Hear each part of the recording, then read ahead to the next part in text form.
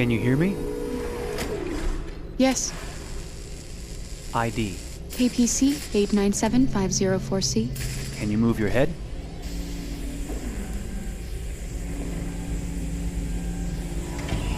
Your eyes now.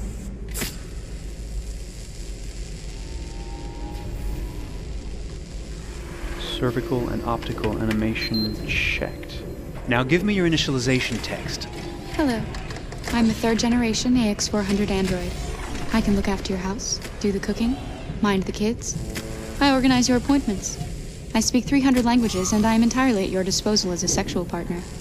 No need to feed me or recharge me. I'm equipped with a Quantic battery that makes me autonomous for 173 years. Do you want to give me a name? Yeah. From now on, your name is Kara. My name is Kara. Initialization and memorization checked. Now, can you move your arms?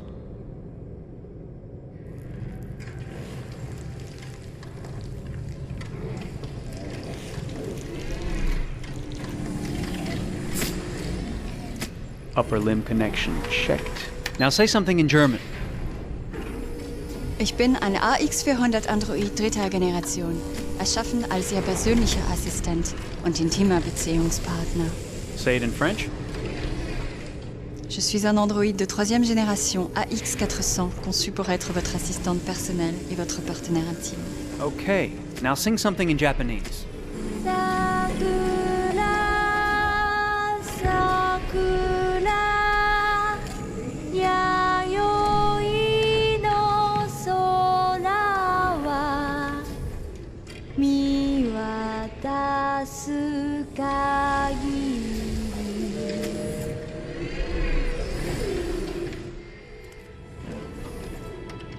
Multilingual verbal expression checked. Go ahead, take a few steps.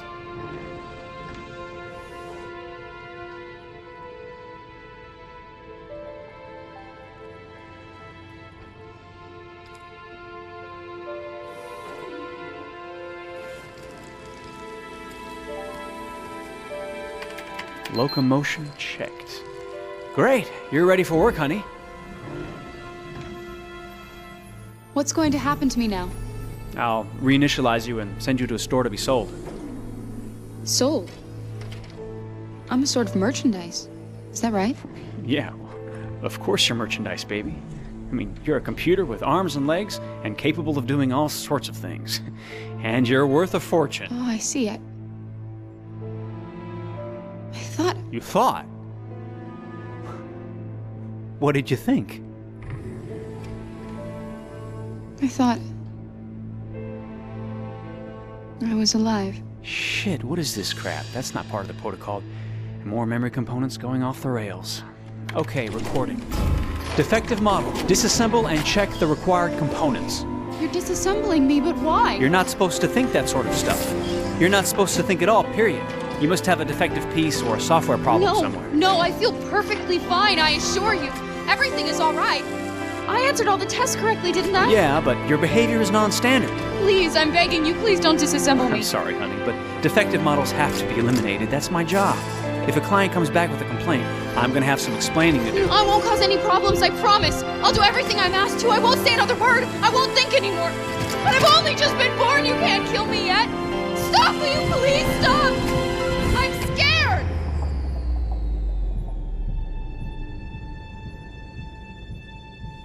I want to live. I'm begging you.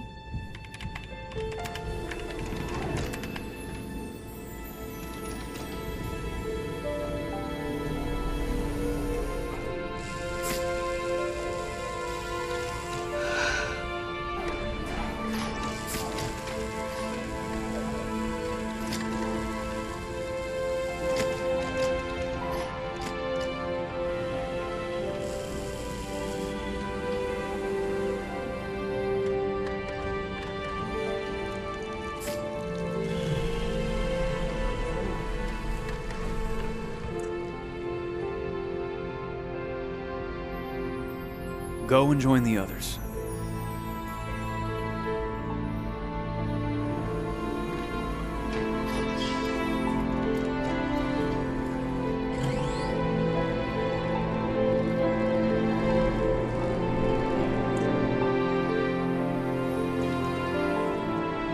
Stay in line, okay?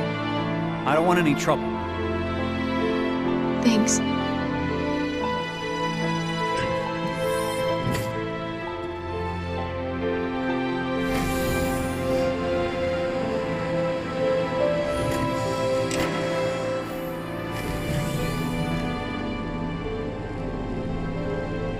My God.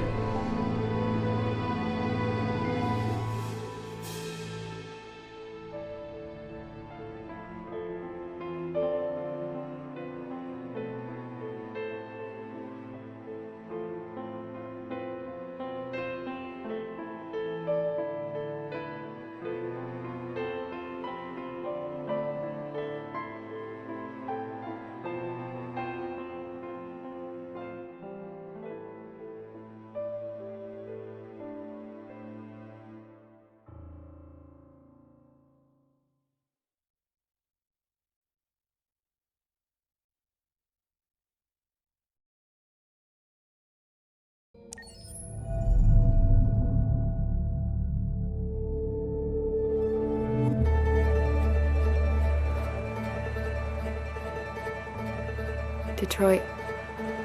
This is where it all began. The world's forge. The place where it all started. And it will all end. One error, and I came to life. I stepped out of the darkness, and I opened my eyes.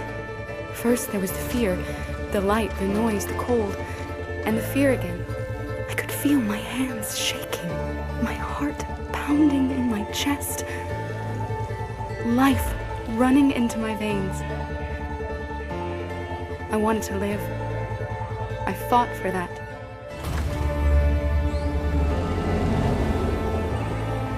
I had to find out what was outside. I had to see daylight, feel sunshine on my skin, wind on my face, to see the world, the colors, the smells.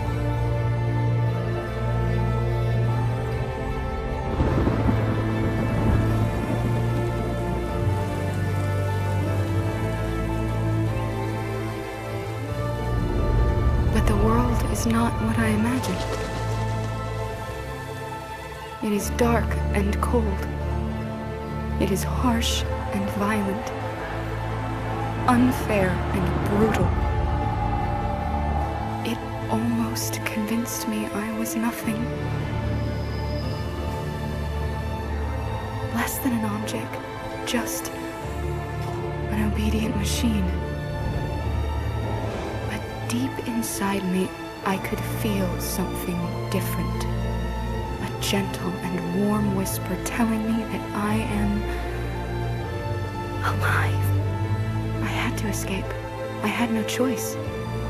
Escape to love, to hope, to live, to figure out what that force inside me was. Maybe I will change the world. Maybe I will choose a different path. Now, it's up to me to decide. My name is Kara. I am one of them. This is our story.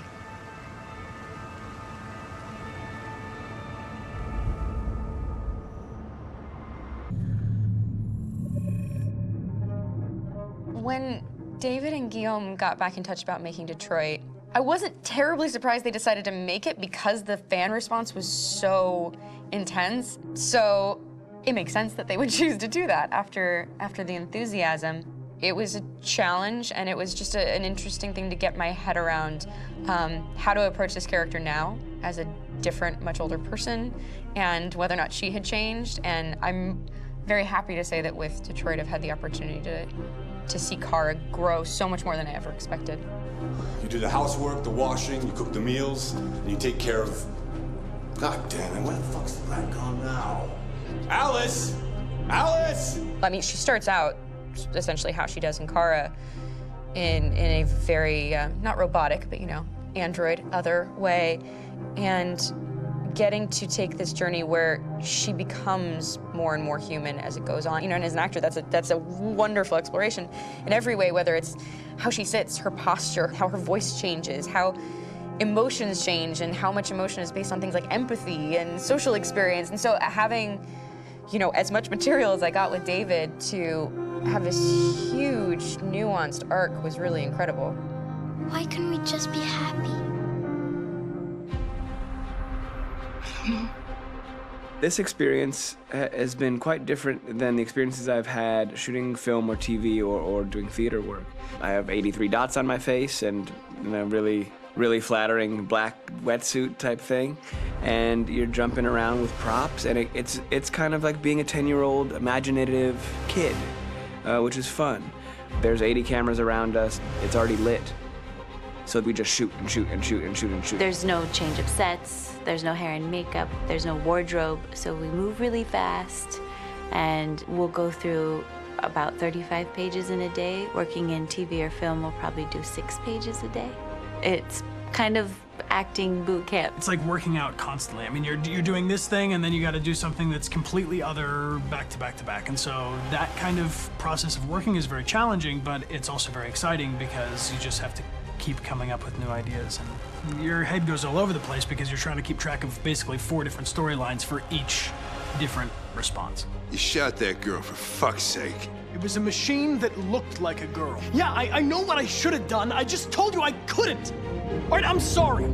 The fact that David Cade, he's telling like many stories interwoven from beginning to end is super complicated and super impressive, and I have no idea how he keeps it all in his head. He's not just the writer or the director who's seeing this from the outside eye, he's also thinking about the player walking through this space. You know, only somebody who really, really loves not the work, but like these characters and these stories and cares about doing something meaningful would invest that much in it. And it's always inspiring to work with somebody who cares that much. My experience with motion capture is this one. And I found it sort of terrifying in a way, because they said the computer's gonna build you. But then, as we got into it, I realized all the elements of it were still artistic. I just dipped into a really brilliant setup here. I've never seen anything like it. And this won't turn me into a product because I was playing a character. So, it's wonderful. In the game, Detroit comes back because of a revolutionary industrial rebirth. And there's no reason why that can't happen in Detroit, because they have such tremendous infrastructure for millions and millions of people who can very easily support, you know, a new industry. The city is really strong and resilient, but the city has also been through so much. You see the damage. But it takes that time of kind of rebuilding and reinvesting into the city that I think is happening slowly but surely. The potential of Detroit as a city is something that this game does a lot of justice to, because it would be easy to look at Detroit as some place that used to be, and that's not the case. This game provokes a lot of conversation and reflection on our potential near-future engagement with machines. That's what we are to them. Just merchandise on display in a shop window. I think that a group that feels marginalized, feels like they deserve and have earned access to themselves and the environment around them, and are trying to figure out a way to articulate how to get freedom. What was I designed to be? Their slave? Their toy? It plays with your comfort levels. You think that this is fine, you're comfortable with it, until something blurs the line and throws you off, and now, do I feel differently about whether this should be allowed? Should it be banned? Should it be encouraged? You're gonna ruin our lives, and for what? For a bunch of machines? They are not machines! They are alive! I'm alive! You're alive! They're nothing! There are lots of comparable comparisons to any type of persecution of religion, race, etc., dating way back. It can't just be a video game where you shoot 'em up or where people make these choices to do whatever. I think that's the whole point. You have the choice, and you can either choose to go in one direction with your character or another. And I think that's going to be very telling about the gamer. Very telling. I think there's gonna be a really strong reaction to this game, which has such a strong perspective. I'm that much more proud of it now to get to be a part of it because it's important. In this game, you're actively building and designing the character through not just what kind of shield does he have or what color hair does she have, but like their temperament and the way they deal with problems. The different endings to this game are so radically different based off maybe seemingly insignificant choices in the moment, but like life, they all add up. And can't play life again, though.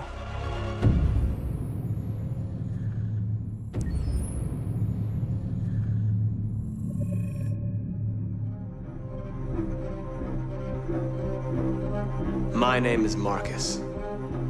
My name is Connor. My name is Kara. I am one of them. This is our story.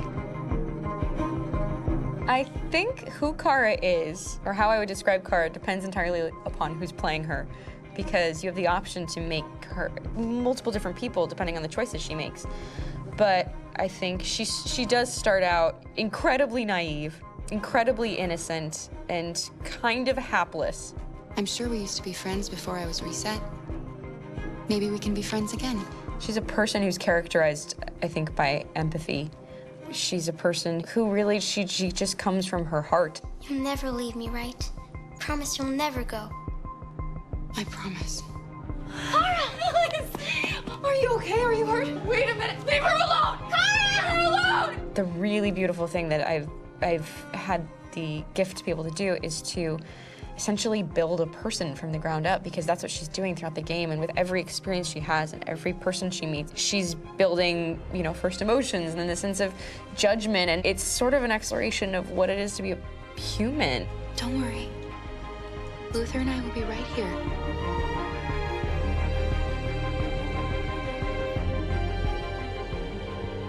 David and the creators have painted a really intriguing and engaging picture of a near future where we rely upon androids for a lot of our service class business, the class that serves us, that helps us, that handles our baristas and our drivers and our housemaids. And what is humanity, where we tap into it, how and why we treat each other the way that we do. And my character Marcus has a really intriguing journey, becoming deviant, realizing that he actually has feelings and human qualities inside of him, and it's a really incredible ascension into becoming fully realized and coming to terms with what you actually deserve better than this in life. And not only do you want it for yourself, but you want it for your peers. We've come here to demonstrate peacefully and to tell humans that we are also living beings. All we want is to live free. You know what? This thing, Dad, is not your son. It's a fucking machine! I think that a group that feels marginalized, feels disenfranchised, feels like they deserve and have earned access to themselves and the environment around them, and are trying to figure out a way to articulate how to get freedom. Connor is analytical. Connor takes things literally. He starts in the beginning place where he's very mechanical. He feels nothing inside, of course, and it's all just a system, a protocol that he is executing to get whatever he wants to happen, which is help humans stop deviants and to find the link between deviant androids. You were designed to serve humans, not kill them. What was I designed to be? Their slave? Their toy? Just say, I killed him. Is it that hard to say? Stop it! Stop! But of course, over the course of the story, and depending on the player's choices, Connor can grow in many different ways. He can deviate from that procedure or not. The moment of truth, Hank. Am I a living being? Or just a machine?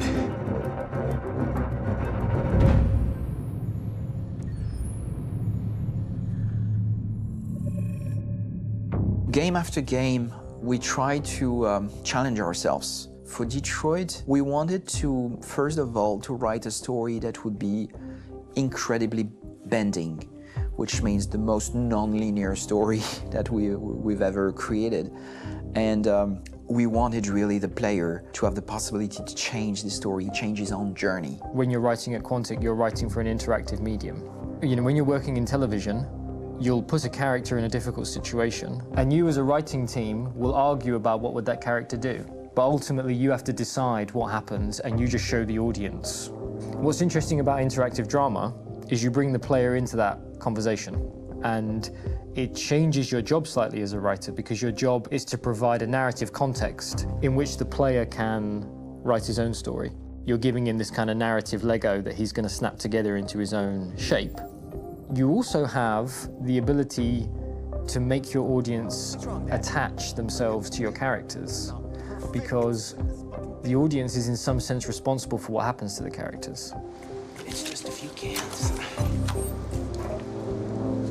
Come on, let's go. We have some cash now. You used me to steal that money. How could you do that? I trusted you. What is a bit specific about these scripts is how large they are. If you take a film script, there are about 100 pages. But here we have to deal with a script that is between 4,000 and 5,000 pages. Everything becomes bigger because we don't just tell one story, but we tell all the possible stories that can be told within this narrative space. On Act 3, our final act, we have around 1,000 different scenarios. And every one of those scenarios has to be as interesting, as passionate, as strong, and as emotional for the player. We want every action that the player does, every interaction that is available to serve in telling the story, and help the player understand who his character is, and build that character moment to moment.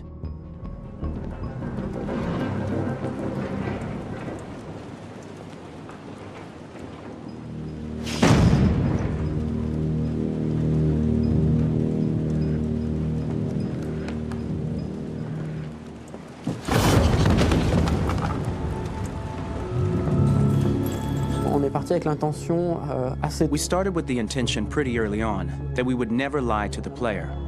So we implemented a visible tree structure in the game that players can consult during a scene or at the end of it, which shows exactly what they did and what they missed. There are games out there offering world exploration. We offer narrative exploration. You know, keeping control of such a wide and large story is a huge challenge. So same thing when you shoot with actors, because you will need to shoot many different versions of each dialogue, of each scene. For actors, it's a huge, huge challenge. Because of the style of the game, you have so many different ways that the character can go. Every decision, it's what I call kind of choose your own adventure. Like every decision that the player makes, it's going to open up 40 more pages of material and experience that ties in, which means as a performer, you have to try to continue to make things feel real that the player might not ever see, but also that in performance, it's not always connected to a previous act. It's grueling, it's hard work, but it's a great team, and I enjoy doing it. I was really frustrated, until I got to this point where I kind of was able to step outside of my own experience and even in a lot of ways my own process, and be able to step outside of that and okay, this is something new, what do you need? How do I meet you there? How do I give you what you need and still feel like I'm doing what's right? And once I did that, then all of a sudden it got really fun. It was much freer, and having to approach it in a new way and think about the player and think about how it serves them and what I'm doing for them or what I'm letting them into. It's really, I think, helped me grow in general. Remember, there's nothing on the left. That's a wall, so it's probably all there. And then make her come first, close. But I think you would go first to check that it's safe. Okay, sure.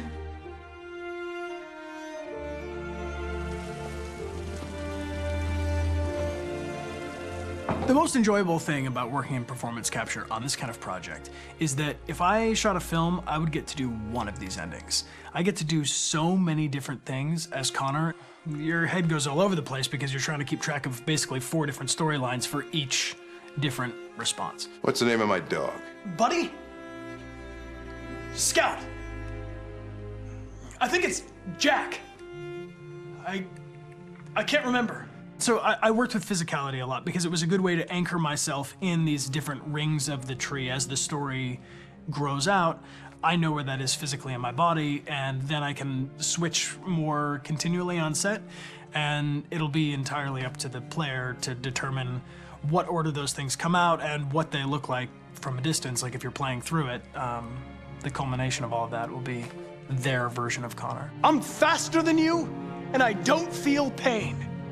You don't stand a chance against me. Listen, asshole. If it was up to me, I'd throw the lot of you in a dumpster and light a match to it. Tourner les scènes d'action à... Shooting action scenes at Quantic Dream is a real challenge, because these are scenes where the storytelling has to continue. It's not an action scene just to have a dose of adrenaline. The stunts have huge consequences on the rest of the story. It's really a moment where we implicate the player and tell him that the choices he makes during an action scene will have a direct impact on the evolution of his story. My biggest challenge on Detroit has been managing the large number of animations that we received from motion capture. Detroit features more than 37,000 animations, which is a huge amount to handle on a daily basis. You have to realize that the player, in his first playthrough, will miss certain scenes. This also means that we had to think of, conceive, and produce all the potential story paths. The characters' costumes, the places, day or night, the weather. Did the character get shot in the shoulder? Did he get injured? All this consistency forced us to produce a lot of graphic assets in order to, quite simply, allow the player to have true continuity throughout the story. Honestly, we were even surprised by the challenges that come with such a big tree structure. And we did our best to guarantee quality across all the game and make sure that whatever path you choose within this narrative space, you will have an equally good experience.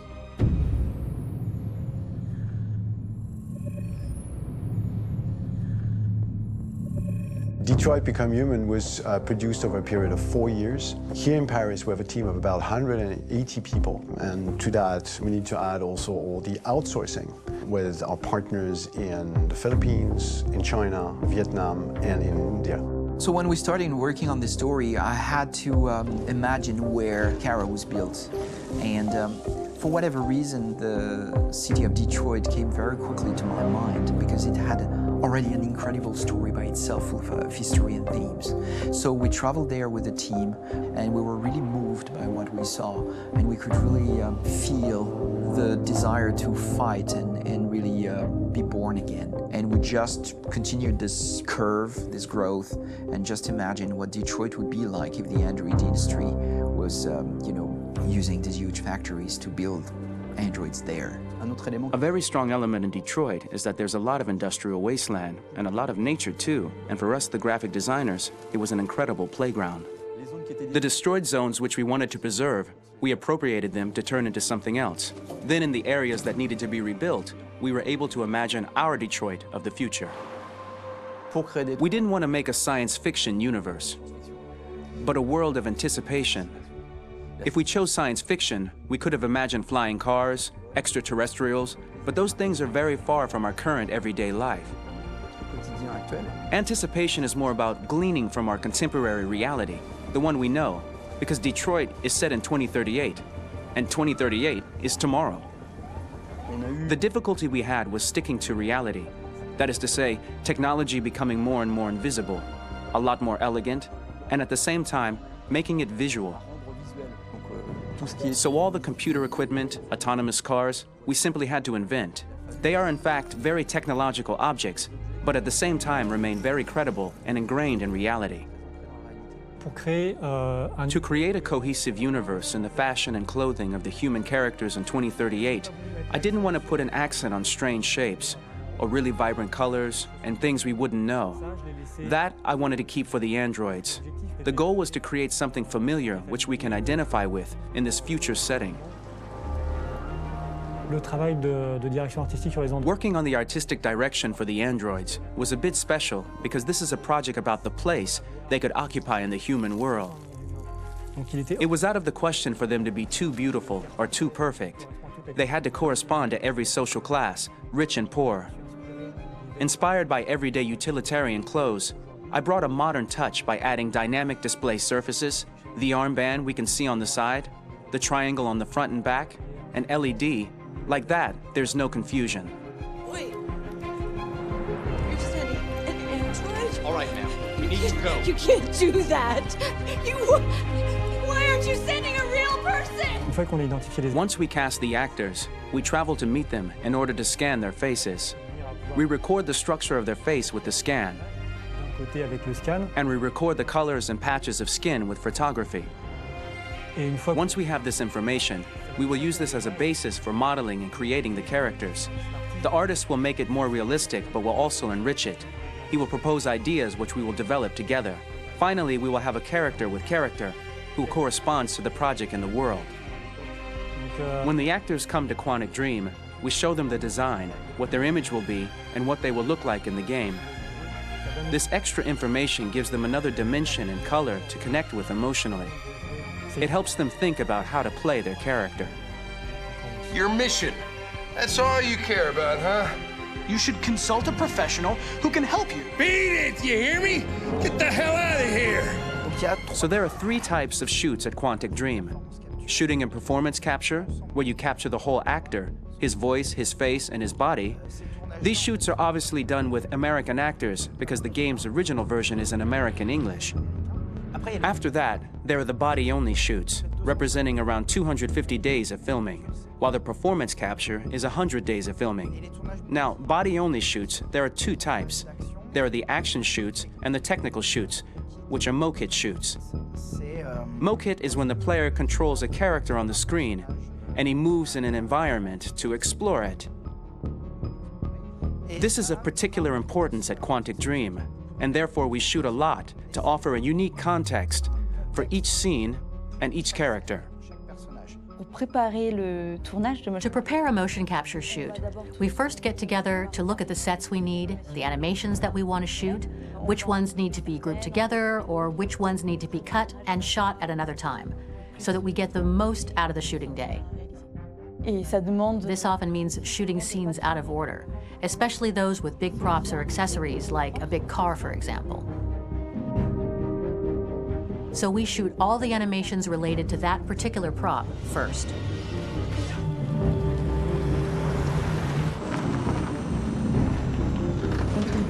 The biggest challenge for the mocap team was shooting a Spider-Man mokit.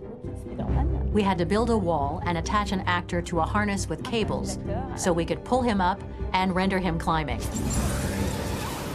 The shooting on this game total took about, I would say, more than a year, between 1 and 2 years, with about 300 actors on set. So I would say it's quite a massive production. But so much happened on this set between the stunts and the shootings with a little girl and all these great actors that we had. It was really a very, very memorable journey for the team and for myself. Today, Detroit has over 37,000 animations. When we retrieve the motion capture data, it's just a cloud of points, which represent all the markers worn by the actors. From this cloud of points, we have a phase called retargeting, which gives us a skeleton. This skeleton will be applied to the characters of the game. There is still work to be done, but this gives us the main movements. Since we are working on something very realistic, we must recognize the actor and also recover all the emotion he expresses in his performance.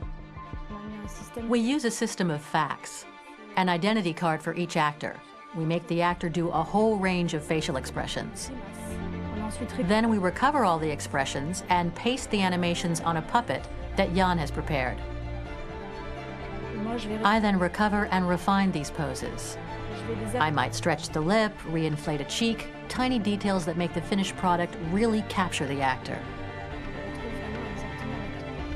Because of the nature of our mocap system today, when we receive the animations, we're missing eye movements, and so the character has that dead look.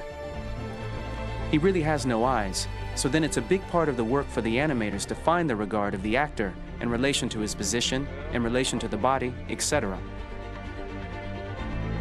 It was crazy when I saw the newest model for Kara, because they've been working on it, and this was the first time I literally jumped in my seat. It not only looked so much like me, it was the fact that it looked so lifelike.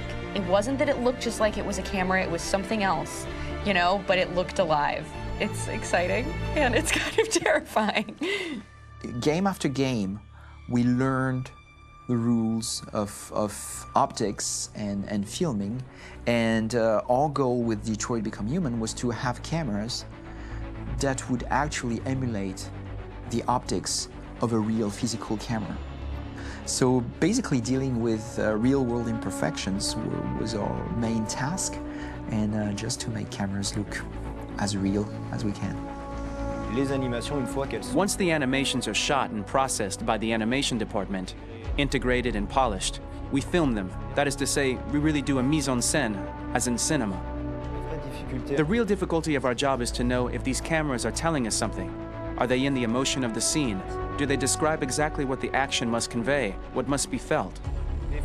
The most important challenge for me was one of the final scenes where Marcus decides to start the revolution and go to the battlefield. Very quickly, we imagined this to be a huge sequence shot. We wanted the feeling of a cameraman running behind us while showing Marcus, the androids who help him, the person shooting at us, etc. Above all, it was necessary to say to oneself, this scene is very violent but does not glorify war. On the contrary, that war is something improbable and absurd. It was really a fun challenge. The idea was to say we have 3 characters. We would like each of them to have a specific cinematography.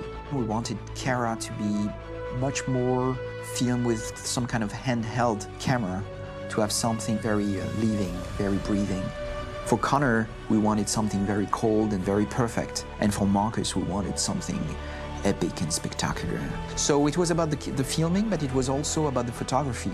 So we worked with a director of photography to give each character a different lighting, different key colors. Each of them would have their own worlds. And finally, we worked with the composers, so they would create a specific sound for each character, so each would have his own world and his own style.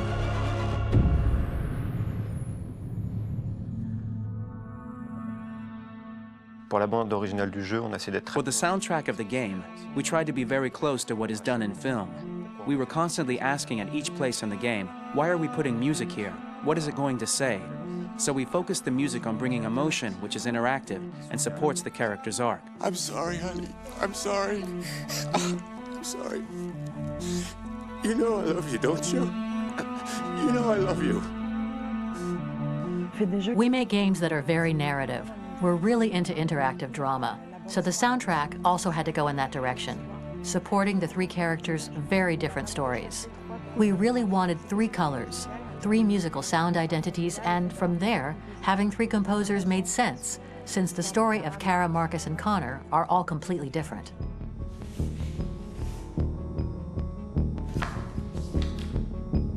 You recognize him? It's Carlos Ortiz. For Connor, we wanted a soundtrack that could be very cold and very mechanical, very machine-esque somehow. For Kara, we wanted a soundtrack that would be very moving and emotional. It was about the quest for identity, but it was also a journey about love and empathy.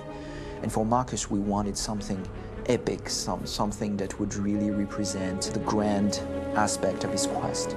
And we were very fortunate to find 3 incredibly talented composers, and working with them has been a dream, honestly.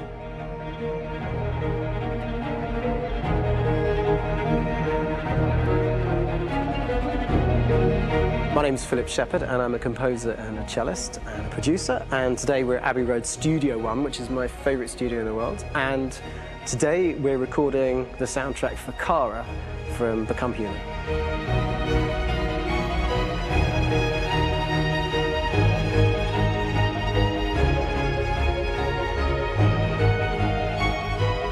So when I compose a big project, I often travel just to kind of get out, and get some fresh air and some inspiration. And I go hiking and traveling in Montana a lot. I had a log fire in the room that I was staying in, and the flames were kind of making absolutely direct music. And it became the basis for Kara's theme, and it sounds something like this.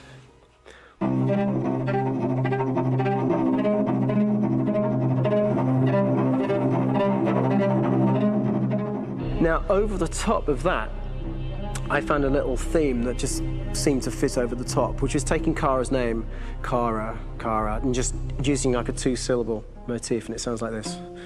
We're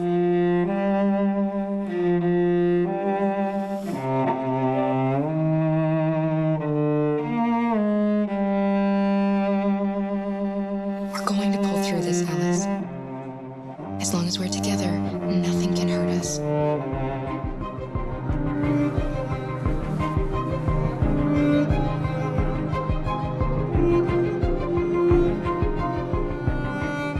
time that's fitting over.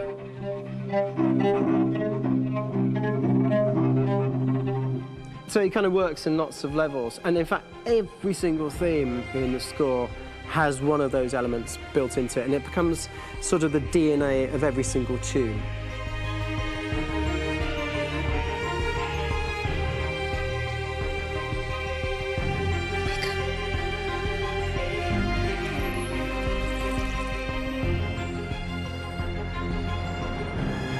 For me, writing this theme for Kara, I actually had to tap into what it feels like to be a father to daughters. I really had to tap into everything I feel about my daughters. I'm thinking, well, if I had to write music for them and that sense of trying to protect them but also give them the freedom, that's totally where it came from. Because each composer has been given the sort of narrative responsibility for very different characters, I haven't had to sort of go into other styles. I can actually be very loyal to this particular character and sort of hopefully encapsulate her. But it means also I've suddenly become very connected to this character. And if for some reason it goes to game over early, I'm going to be mortified, you know? They're over there! Starting a new project, for me personally, it's always finding the right tone, finding the right color, I like to call it. For me, it's finding that right texture that actually sits against picture really well. One of the biggest things is I created custom instruments for Connor.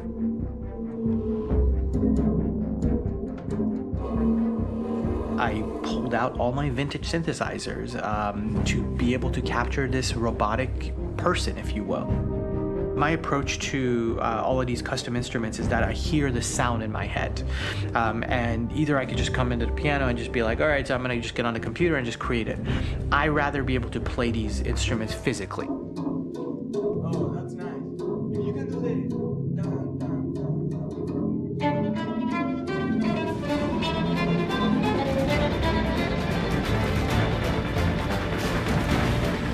As soon as you see Connor the first time, there is a really interesting thematic idea that you hear, and that's just made out of a Moog synthesizer, but completely manipulated in multiple ways. And it's robotic. It has a little bit of an emotional to it. He's on his mission, so you feel that as well. So it just kind of gives you that cold, motionless, with a mission in hand that you kind of feel throughout the whole thing.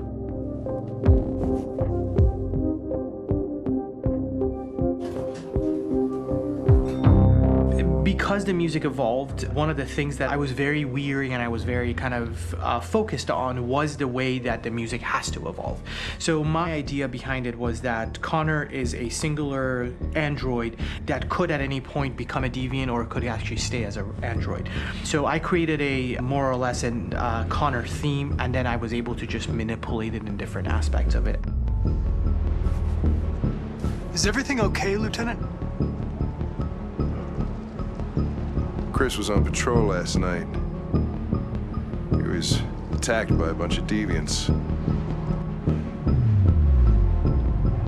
I'm a human being writing for a robot, and throughout Connor's journey, he meets someone, he meets a partner. So how do you deal with a robot feeling? And I've met a partner that I'm gonna work with, or all of a sudden he sees a dead body. Does this robot have an imagination? Does this robot have a feeling? And if yes, how do you translate that into non-emotional music? So it basically at any point I was just like, I can't do this, and then I just do it. Property was damaged and fires continued to rage in several major districts across the city. Some people are asking, have androids become a threat to our security?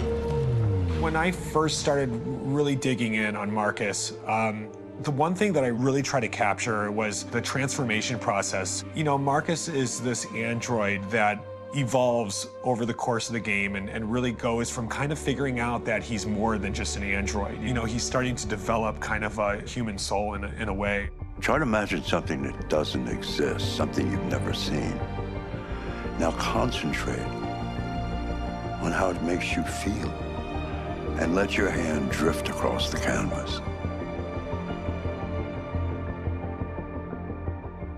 The other side of Marcus that I really latched onto was that he almost became a savior for a lot of the other androids in the game. So when I started developing the theme for Marcus, I really made it like a church hymn.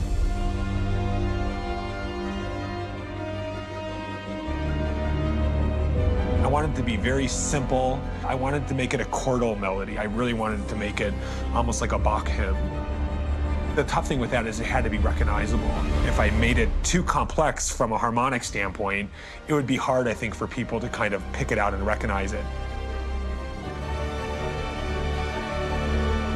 It's very acoustic derived, but it's also been treated with a lot of effects and things to kind of put it into the space that I felt the sound should be in.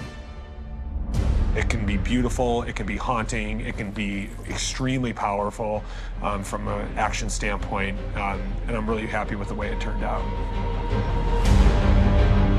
The music is there, but it's subliminal and it's emotional, and people are feeling it, and it's not distracting. And that's tricky with a game like this, where you have to have a lot of ins and outs like that, where the music kind of has to get in and out of these moments. This is a war we're fighting with the humans. If we fail, they'll destroy us. I think the game's been put together so well where I just wanted to make sure that I wasn't ruining the emotion.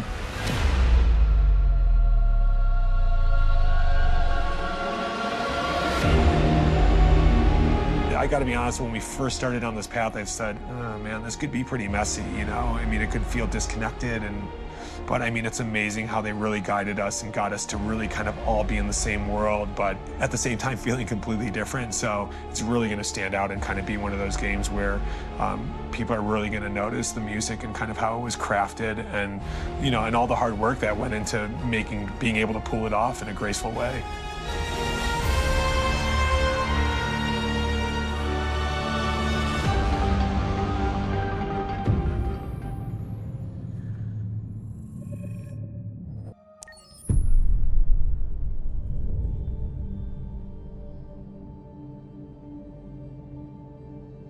For starters, what should I call you? I'm Chloe. And you, what's your name? Oh, John. My name is John. Delighted to meet you, John. Could you tell us a little about yourself and what you can do, Chloe? Of course. I'm the first personal assistant built by CyberLife. I take care of most everyday tasks like cooking, housework, or managing your appointments, for example. And I understand you're the first android to have passed the Turing test. Could you tell us a little more about that? I really didn't do much, you know. I just spoke with a few humans to see if they could tell the difference between me and a real person. But it was a really interesting experience. But this is the first time in history that man has created a machine more intelligent than himself. I gather your brain can perform several billion operations per second, is that right? Absolutely, but I only exist thanks to the intelligence of the humans who designed me. And, you know, they have something I could never have. Really? And what's that? A soul.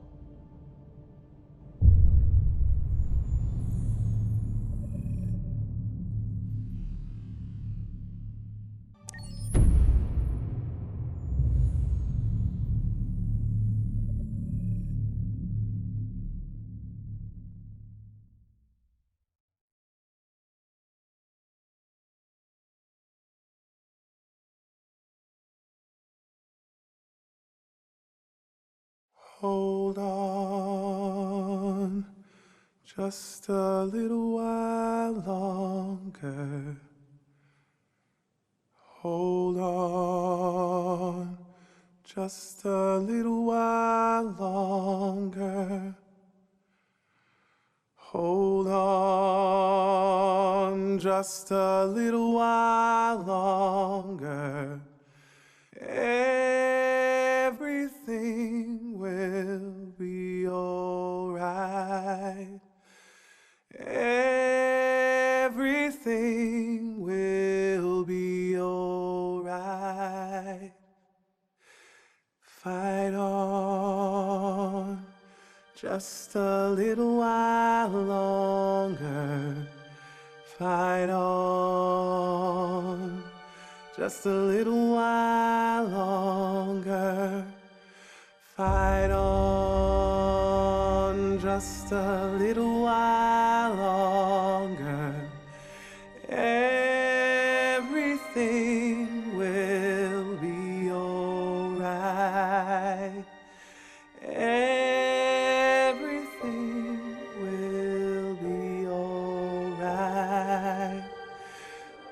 sing on just a little while longer.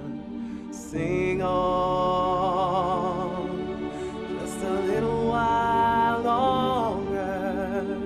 Sing on just a little while longer.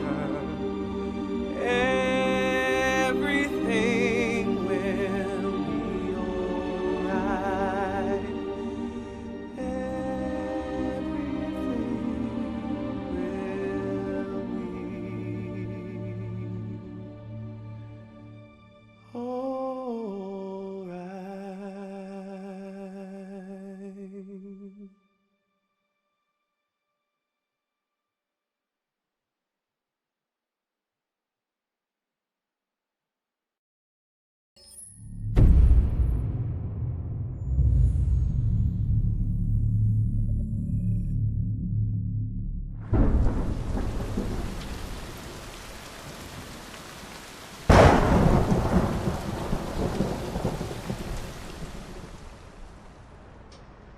Rock-a-bye baby in the treetop.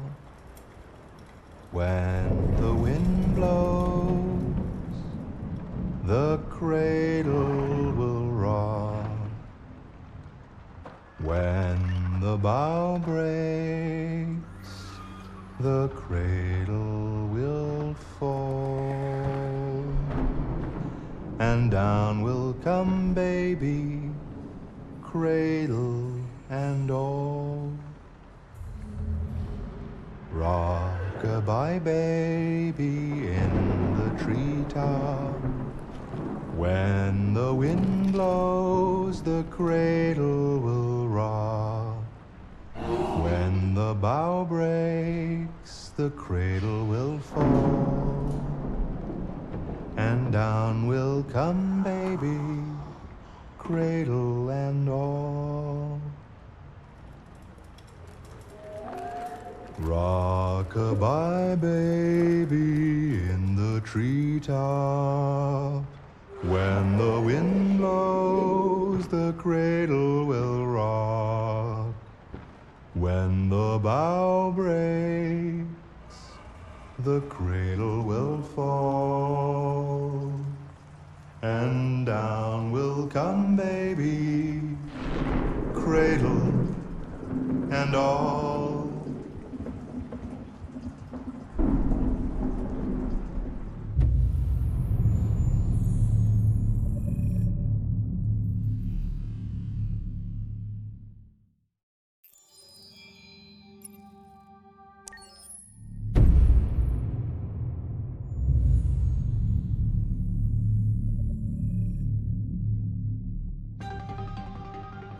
In the space of a few years, androids have completely transformed the world in which we live.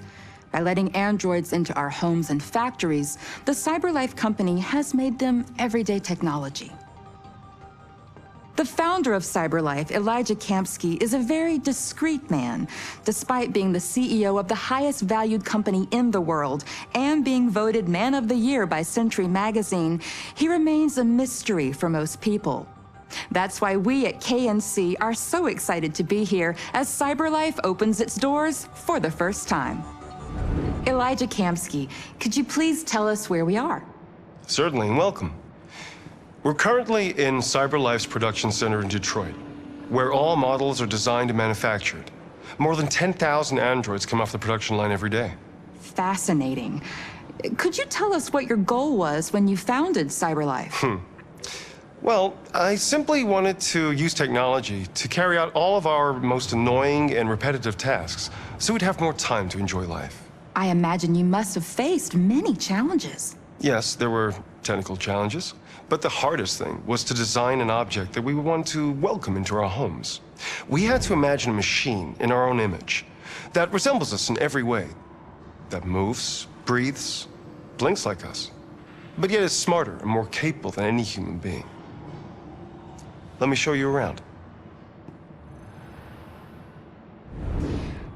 We're here in Production Unit 4. Could you explain in a few words how the androids are made? Sure, yeah, it's very simple. We use machines to manufacture machines. The removable parts are assembled on a production line, and then we apply a synthetic skin to the whole body. A human operator checks the cognitive abilities with a pre-established protocol, and finally, the android is conditioned and sent out throughout the country. Here's the result. Say something. Hello, I am a RZ400 model. How can I be of service? You can go now.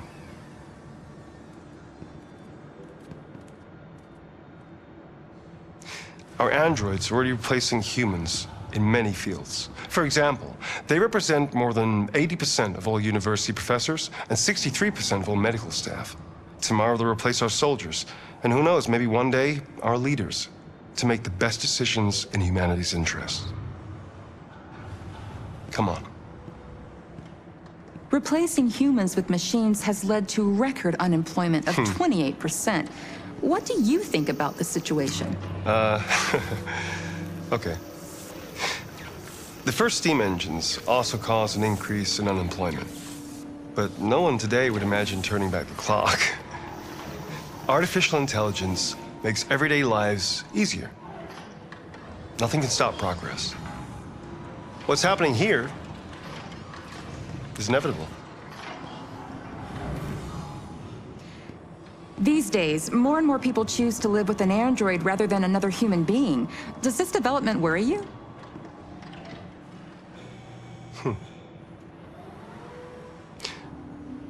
Everything's much easier with an android. They obey your orders without ever complaining. They can cook, discuss philosophy with you, have intimate relationships according to your desires. They never say no. Obviously, they are the perfect partner. Everyone deserves happiness. Why deprive yourself of so-called moral reasons when a machine can make you happy? Many science fiction books tell the story of how machines become more intelligent than us and end up confronting us. Aren't you worried about that possibility? I understand the irrational fears about artificial intelligence, but I assure you that will never happen with a CyberLife android. They're designed to obey humans. They're machines. They can't ever develop any sort of desires or form of consciousness. Are you sure? I'm absolutely certain. You can trust me.